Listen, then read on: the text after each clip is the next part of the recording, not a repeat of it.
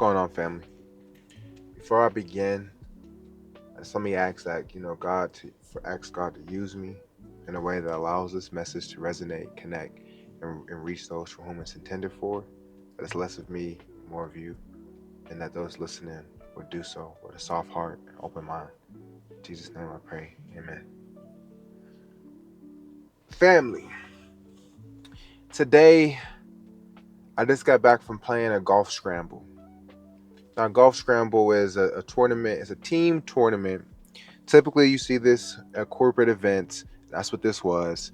And it's a team tournament, but it's not like everybody scores and we tally up the score and then take the average or whatever. It is everybody hits their first shot. Whoever hits the best shot, we play off that shot, take a second shot. Whoever plays the best shot, we take that shot, and third, fourth, right? Which seems like this is like a fair way, and it is, because the reason why this is so is because in corporate events or other like fun things, right?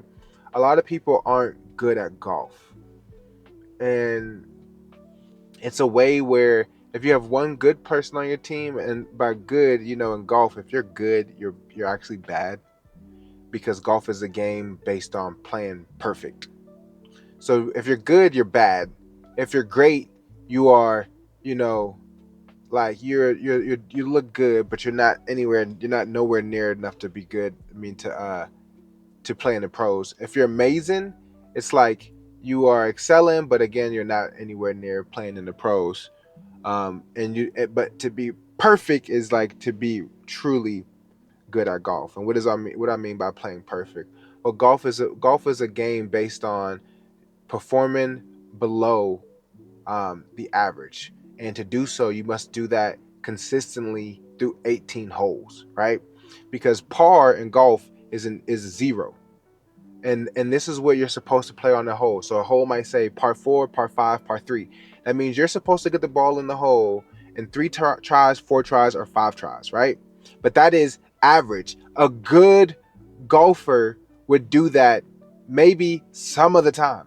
A great golfer would do that maybe half of the time. An amazing golfer would do that maybe 75% of the time. An amazing golfer would literally do that for the most part 100% of the time, or but unlikely score under par, right?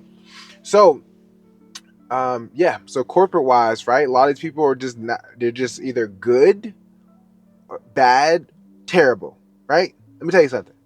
I played golf. I've touched a golf club 7 times. I'm not gonna say play golf because I've only played holes, like maybe I just played 18 today. If you take away this 18, I played a total of maybe 8 holes prior to today, right? So hitting a tee shot, playing off of that. I've only done that prior to today 8 times. So like no experience. So it's like, imagine you only shot 3 3-point shots in your entire life, or you only threw a football. You only saw 8 3-point shots your entire life, or you only threw a football 8 times in your entire life, or you've only caught a football 8 times in your entire life, like to that degree. But I would say that um, some of those sports, football, somewhat basketball. Basketball, it is skill based. Football is also skill based with more athleticism and mechanics in certain positions. But you can almost kind of like wing it to a certain degree, right? I would say most people are either bad at football or good. To be terrible means you just have no athleticism. Golf is not one of those sports. It is easy to be terrible. And what I mean by, and so also with that, golf is one of those sports where it's like it is a golf is one of those sports where it's a humbling game. It's a very humbling game. And I'm telling you guys this there's a reason for this, so just bear with me. I'm used to being like a leader or amongst the top of the pack in everything that I do. And today I knew that it would be this experience, and it's really hard to get your mind up. Now, mind you, the best player on our team, what's up for grabs, but the best player on our team is it was has played golf for 25 years. and he's just good. Like that's the type of sport it is.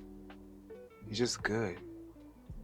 And the other guy has played since he's 18. He's playing since he was 7, right? So starting young helps you out a lot.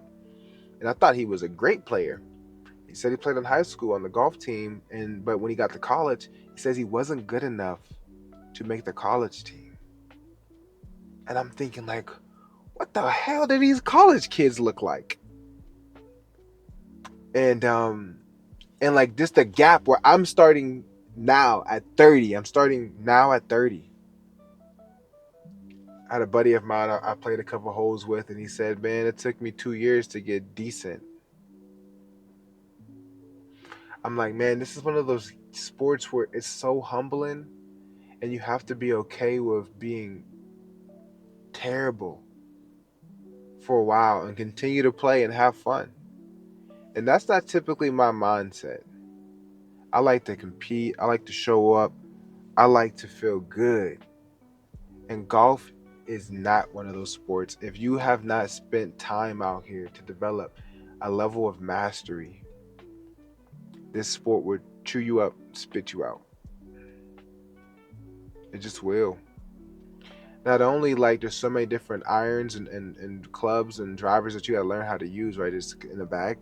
And they're different lengths, so you have to get comfortable with using them, and you gotta figure it out. It's different mechanics. Everybody's shots different.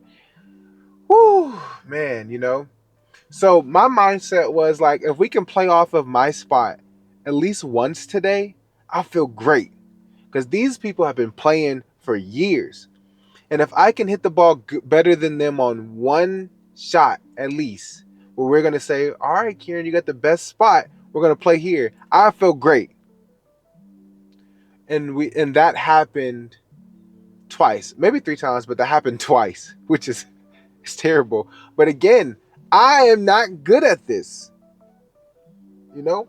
So it's like I think that was just an amazing. I think that was an amazing thing, to be honest. I think that was amazing. and and it also too after a while like they started giving me pointers and tips, and I think it kind of messed me up, but they were telling me the right things. And I think that like I'm a tall guy, like my shoulders are stiff from football injuries. I'm kind of like trying to use more power, and I'm not there yet. And it's just like there's so many mechanics to it, and it's just challenging. And I'm kind of figuring it out, kind of not figuring it out. And so it's like, I kind of feel bad because like they're trying to help me improve my game. And that's how you get better at playing with people who are better than you, learning from people who have done it longer than you. And and just keep showing up. So it's like so there was a slump where I'm just like, dude, I'm just kind of in my mind like I feel terrible. I feel like shit. Like I feel like I'm not getting better. I feel like I started off better, and I feel like I'm getting worse as we're playing. I'm just thinking about it too much. I'm in my head too much. And on the last drive, my last tee shot was was great. Like, cause I've been hitting right all day. Now this one went left, which I'm okay with. Again, I've been hitting it right all day. I'm not even really getting any lift on it. You know, and like I just think that's like it's crazy how you can apply these things to other areas in your life, man. Just from playing a game. It's like chess teaches me a lot of things, and now I'm understanding like golf is teaching me so much. One thing that I'm learning from golf is that you have to, one, because there's so many things coming to my mind, so my fault. I had a brain fart. One,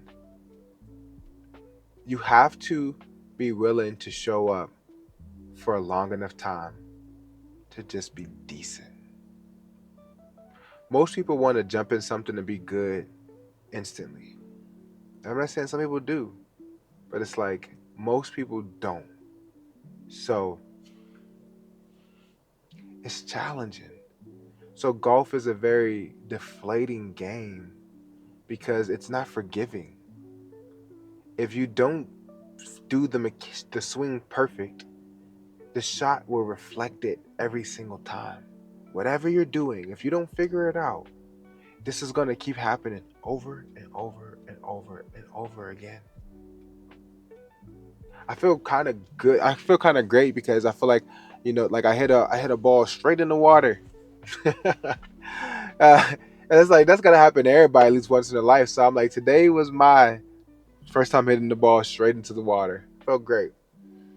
And yeah, you have to be able to be okay with like being being terrible in the beginning and just pushing through that. Pushing through that. Another thing is that most people aren't perfect at this. We're talking about 99% of people that play this sport will never reach that level. And sometimes too, it's like your expectations for yourselves are just insane. They're just insane. There's certain things that gotta really be aligned for you. You gotta start as like a freaking child and like just work your tail off and dedicate your whole life to this game to be on that level. And some people who've dedicated so much time to it, they can't even use it until days like this, where it's like I'm playing for a corporate scramble event, and no one cares how good you are, and you got all this skill for nothing, just to beat on accountants, you know. So it's like you don't have to be perfect. Just try your best. Have fun trying your best. And that's another thing too.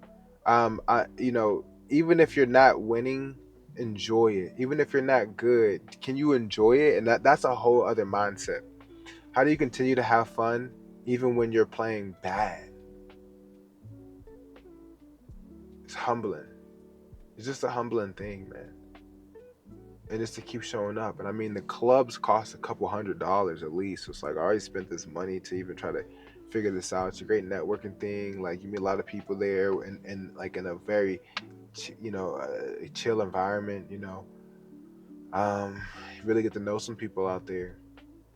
But the most important thing I learned as well from this experience was to be on a team and to not be a leader, not be carrying the not be carrying any weight, and almost be like, the weakling. Like that is not an experience that I often come face to face with. And it's very humbling.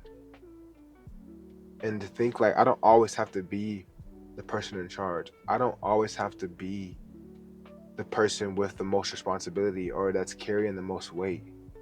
Like I don't always have to be that. There will be times, like again, the two shots that I hit that we played off of. There's gonna be times where you do the what's unexpected or you come in clutch for people. But it's like if you're walking around like, nah, I have to be the best. I have to prove that I'm worthy. I'm a great player, and you're actually not. Like you just haven't put in enough time yet because you're just starting. It would deflate you. You won't have any fun. You won't learn the lessons. It would just be a horrible experience. And today I had to just put my ego to the side, not allow, not can not have to wager my confidence because it's like I'm just learning. I'm confident for already getting out here. And then overall too, it was like no matter how deflating it could feel, and no matter how frustrating it got over and over and over again, was to just keep going through it and just play 18 holes and just give it my best shot. That's it. So that's what I learned today. Hopefully this hits you guys in a moment where you needed this message the most. And just from a kid's game, just from a sport. Some things that I learned that I'm able to take with me in life and apply to other areas. So hopefully you can too. All right, take care of yourselves, man. Love you guys. Talk to you tomorrow.